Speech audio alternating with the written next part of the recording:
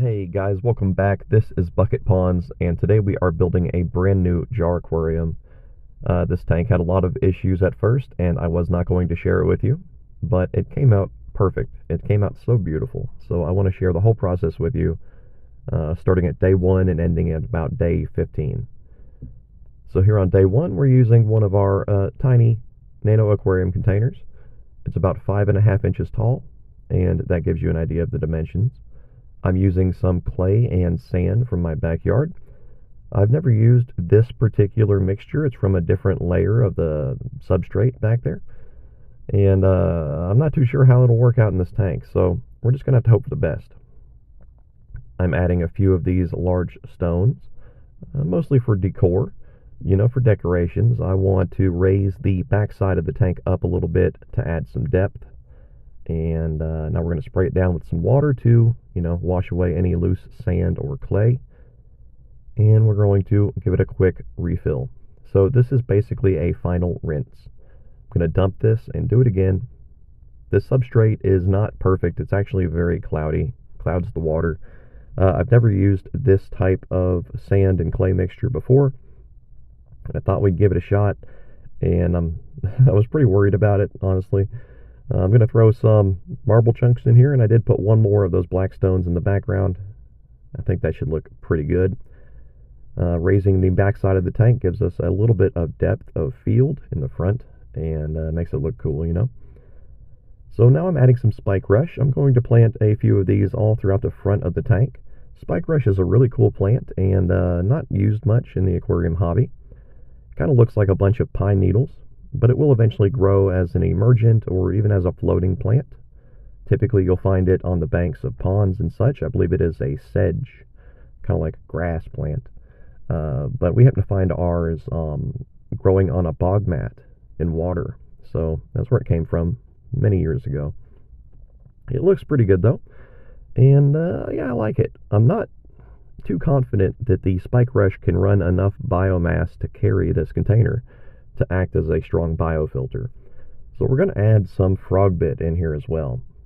So this will act as a extra bit of filtration, suck up some extra nutrients, and also it will look cool and provide a place for some of our surface dwelling pets to, roost, to hang out. Some of our worms, they like to crawl on floating plants, and that seems to be their chosen niche in the environment. So I like to provide that for them. We're also adding a couple bladder snails, a little bit of azolla, and some duckweed. So the ultimate goal here is to grow spike rush in an aquarium, keep it looking nice, and of course run a bunch of worms in here. So we're adding some of our free-swimming detritus worms, one of our first species, as well as some of our ostracods, the larger ones and the smaller ones. I've noticed that spike rush containers seem to run really well with aquatic worms. There's something about them that work well together. And yeah, that's how we're going to run this tank. So here we are, day 3, and things have developed nicely so far. And I believe it's time for a little food. So I'm adding some sinking pellets here. These are meant for crabs and crayfish, but they should do fine for our worms and our snails as well. I'm also going to add a few fish flakes, which will help to feed anything that would prefer floating food, like some of our worms that roost among the floating plants. Ultimately, I want to have a very strong worm population in here of several different species. And here we are, day 5. And the tank is cloudy. I added way too much food. So we're going to do a quick water change. I'm going to just vacuum this water out of here. And yes, I am removing a bunch of our free-swimming detritus worms and microfauna. But that's fine. This water will go right out into the pool ponds and get them established out there as well. Plus, I'm sure a few will survive in this little bit of water that we left. Now, I do see one of our tiny ram's horn snails, one of our newer ram's horn snails of an unknown species. I'm going to just fish him out of there. They seem to do better in tanks that have an air pump or a bit more agitation. And here we are. And yeah, this looks really cool. I would like to run a tank like this. Like, oh look, I built a terrarium. And then we fill it up and, oh no, it's actually a nano tank, a nano aquarium. I think that'd be a cool transition to build it dry or semi-dry, and then to fill it up and see everything like take over, you know.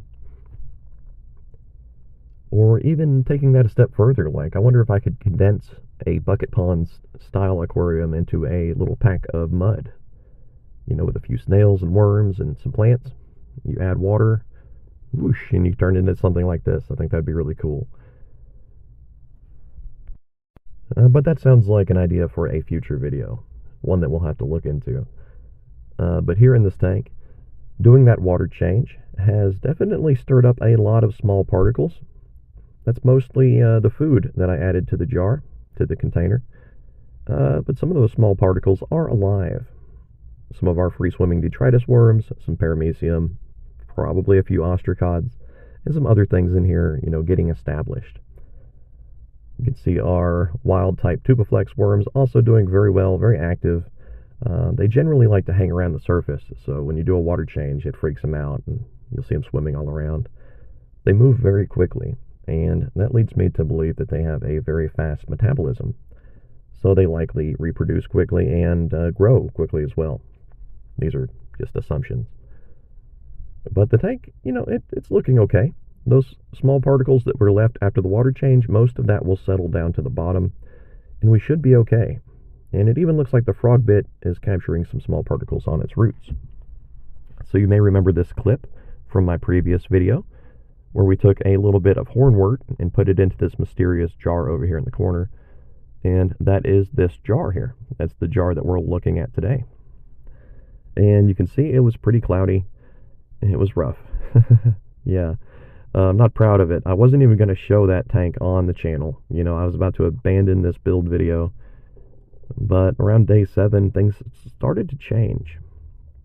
The addition of that Horn Wart drastically modified the little mini ecosystem here. And our worms began to take over. These worms here in particular, they are, I call them Florida flatworms because I have no idea what species they are. A friend of ours from Florida sent these, along with some frog bit and some other things. Thank you, Dina. Big shout out to Psycho Plant Lady. But we've managed to culture these worms and get them to reproduce in their home containers. And now we're starting a backup here. And there's quite a few of them. I do have to replant this one piece of spike rush that is floating. Gives you a good idea of what it looks like. Originally, this tank was going to be just spike rush, but I'm glad that we decided to change things up a little bit. So now we're going to take a little cutting of our Horn Wart cutting. Yeah, it grows that quickly. So in just a couple days, it grew enough to turn one little section into 3 little sections. And we're going to plant them right back into this jar. I don't want to take anything out yet. You see, I think that using this Horn Wart, we can dramatically increase our nutrient uptake, our biofilter, you know. And it might sound kind of funny, but all of these little worms, they have a job in my aquariums. They're here to eat absolutely anything that is decaying and turn it into fertilizer for our plants. And in turn, our plants, they have a job to take up this fertilizer and turn it into plant tissue. So the Horn Wart is doing a good job, and I want to increase that exponentially. I want to turn 1 plant into 3. And I know you're supposed to let Horn Wart float. It'll do fine like that, but I want to plant it in the back here. That first piece worked out really well, so I'm just going to replicate that right there. And the Horn Wart just looks cool, too. You know, it's a lot of fun. I had no idea this plant was so awesome. So thank you, Tony, over at Phillips Fish Works. It's a great plant, man. Our worms seem to be doing well in here. And it seems like when we added that Horn Wart, it created a rapid increase in our worm population.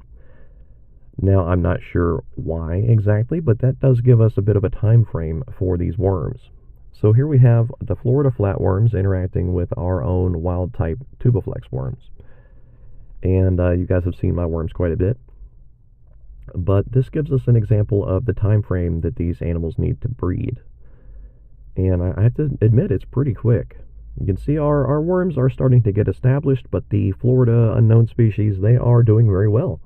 I can guarantee that they are already breeding in here. You can see a few that are actually much smaller than the others as well. So they can start breeding within a week, and I think that's pretty cool. While we have the macro lens out here, we're looking at the Horn Wart as well, and you can almost see like a cellular structure here. It seems to have very large cells.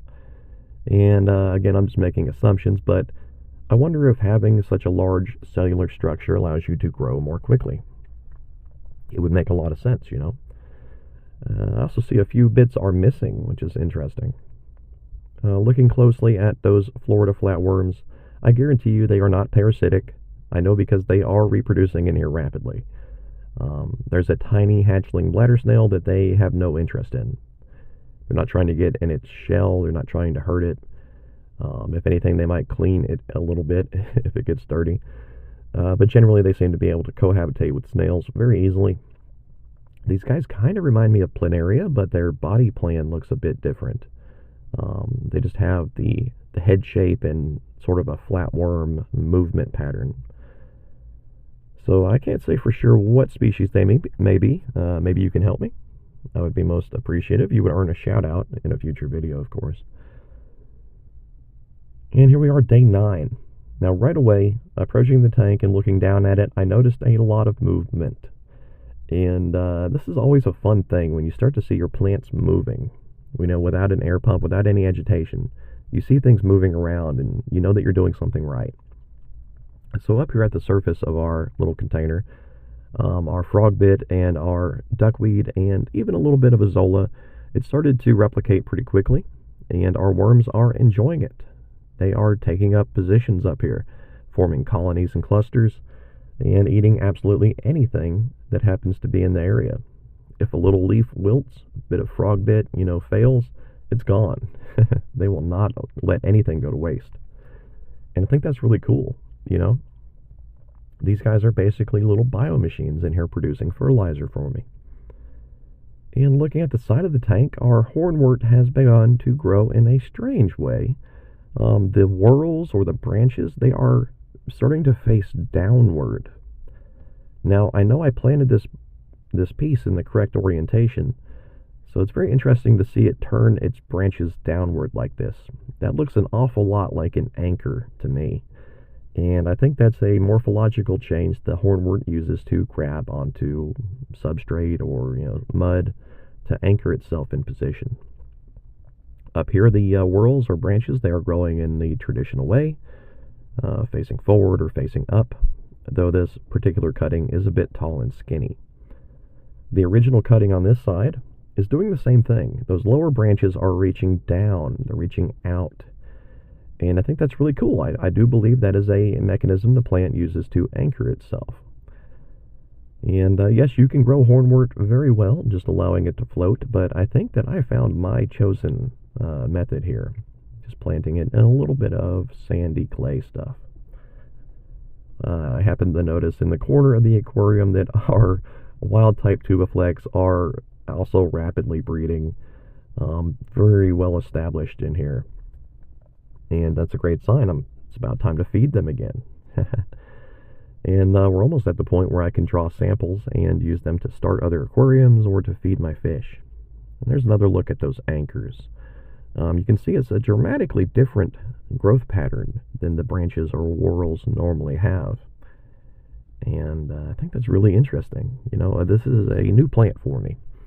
And it's fun to study things and to learn about them. And even if you sit there and read like a whole article about this plant, you won't notice, you know, you won't always learn these little tricks and things that happen. So I'm going to top up the tank a little bit. And yeah, let's let it sit for a little longer. I'm hoping that this water clears up. Some of that is bacteria, some of that is substrate, some of that is food. Here we are, day 13. And we're good, you guys. Oh my God. Check it out. We have created a beautiful, lush, overgrown jungle aquarium in about 4 inches of water. That's amazing. That is awesome. I am so happy with this, you guys. It looks like a rainforest in here. There's hornwort everywhere. This stuff grows like an inch a day. It's amazing. Our worms have been rapidly reproducing. Less than 2 weeks, and we've gone from just a few pioneers into a cluster of oh, I don't know, a couple hundred maybe. There's more at the surface as well. These guys, they're down here, they're eating all of those food particles that have, drifted down to the bottom. And I think that's really, really cool. At this point, we can now safely take samples from this aquarium, use it to start other projects, or just inject them right into my guppy tanks and create some very happy fish. Yeah, it's a great feeling. So if I was wanting to culture these wild type tubiflex, here's an all-natural planted live culture. All I have to do is sprinkle a little food in here, maybe cut some plants out occasionally. But instead of like some ugly, nasty thing that I see people build sometimes, we have a beautiful, thriving nano aquarium that doubles as a live culture. And I think that's really cool. These worms should be entirely safe for fish to consume, and there should not be any kind of anything that would affect fish, I would imagine, because there are none in here. And yeah, some of our Horn Wart has already reached down to the bottom and started to grow in a weird way. So I might have to make some cutting soon. But I am overjoyed, you guys. We've seen 2 different types of worms explode in population within this aquarium. Our bladder snails are cruising around doing what they do. They're young, there's only a few. But ultimately, the tank is amazing. I could not have gone better. It could not have gone better. Honestly, guys, I was a bit worried about this tank. I kept having repeated bacterial blooms, cloudy issues from the poor choice of substrate. When I built the Phillips Fishworks Bag of Bugs aquarium, using those leaves and things that they include in their kits, very awesome. But using those leaves, I had already built this tank. I'd already started this tank. And all I could think was, wow, like I screwed up, man. I should have used a different substrate, But we've turned it around for the best. That rock in the background is absolutely crawling with worms, and I think that's awesome. The tank itself is amazing, and I'm just so happy. We got our frog bit reaching out, starting new plants, new clones. Our Horn Wart is everywhere. I'm going to have to trim some out of it already. Less than 2 weeks. But yeah, guys, I'm very, very happy with this project. So the original goal here was to grow some spike rush in a jar, show you that it can be a somewhat ornamental plant, and to raise worms. I wanted to do these things together. And though the project has taken on a bit of its own personality, adding the frog bit and the Horn Wart has definitely changed my original ideas. But the tank works well, and I think that's a prime example, You might start out with like, oh, I want to build this. I want it to look like this picture. And when you're done with your project, maybe it doesn't quite look like that. Maybe other things happened in the aquarium. But you can learn to appreciate the character that the tank develops on its own. I think that's very important, We just kick the ball downhill. And as it rolls, it gains speed and momentum and kind of becomes its own thing. And that's why I see these jars, you can struggle. You can fight against impossible odds to try to make it look a certain way. Or you can work with what the tank wants to be. My choice of stones and substrate and plants, it's going to turn into a thing on its own. It's going to develop its own character. I don't mean to ramble, but I think that's very important. Don't beat yourself up.